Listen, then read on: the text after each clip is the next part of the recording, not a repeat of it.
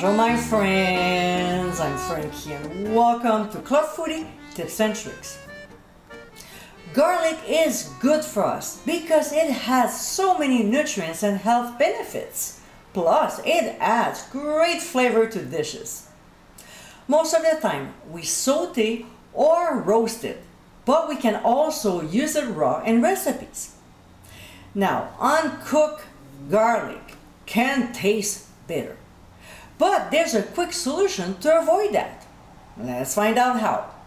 So my friends, let's get cooking. This is super fast. When the water boils, we'll drop the unpeeled clove or cloves if you're using more and set the timer for 5 minutes. Then when time is up, we'll remove from the heat, scoop out the garlic with a small sieve and rinse it under cold water to stop the cooking process.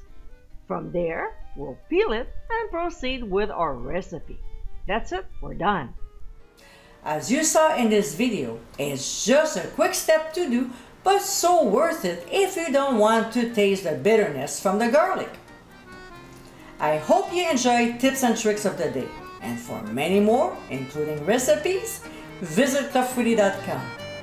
Until next time, my friends, bon appétit!